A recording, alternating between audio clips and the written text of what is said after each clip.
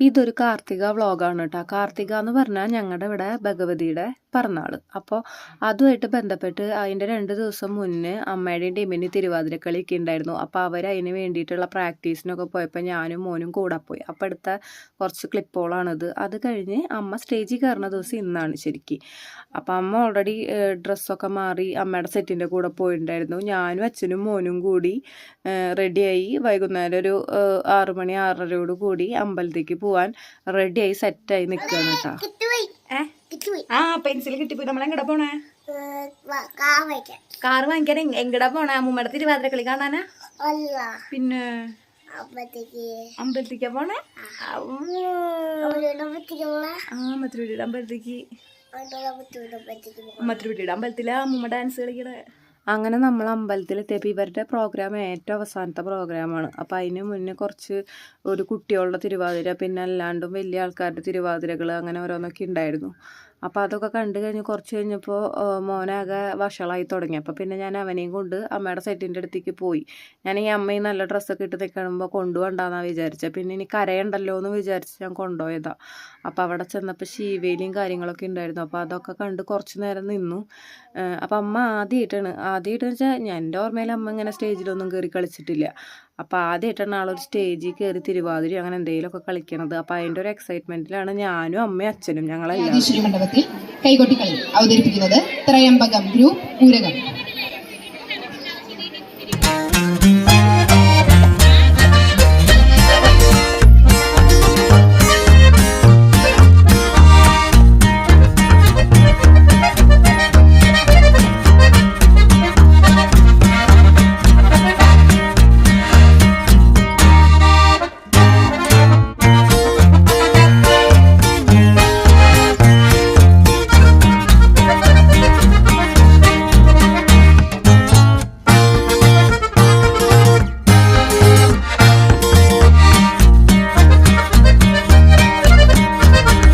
അങ്ങനെ അമ്മയുടെ ടീമിൻ്റെ തിരുവാതിരയൊക്കെ നല്ല രീതിക്ക് തന്നെ കഴിഞ്ഞു. അത് കഴിഞ്ഞ് 2 ദിവസം കഴിഞ്ഞ് കാർത്തികയുടെ അന്ന് രാവിലെ തന്നെ നമ്മൾ റെഡിയായിട്ട് പൂരം കാണാൻ പോവാണ്. പൂരം കണ്ടു കഴിഞ്ഞ് അങ്ങനെ തന്നെ അവിടെ നിന്ന് അമ്പലത്തിൽ നിന്ന് ഫുഡൊക്കെ കഴിച്ചിട്ട് തിരിച്ചു വരുള്ളൂ.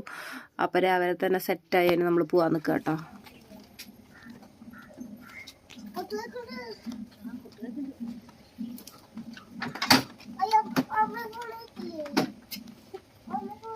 അമ്മൂത്തിന്റെ പൊണ്ണൊക്കെ ടാറ്റ കൊടുത്തു.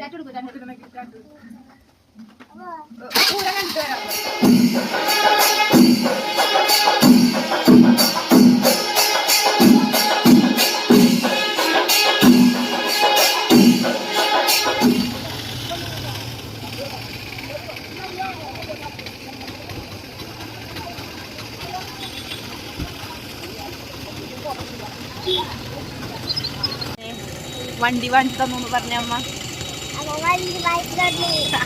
നീ അത് കാണിച്ചേ, മുമ്പിലേക്ക് കാണിച്ചേ. അവിടെ നടത്തി വരിയാന്ന് പറഞ്ഞേ. അവിടെ നടത്തി വരിയാന്ന് പറഞ്ഞേ. ആ വരി കഴിഞ്ഞാൽ ഊണ് കഴിക്കാൻ പറയും. പാടില്ല. ഓക്കെ.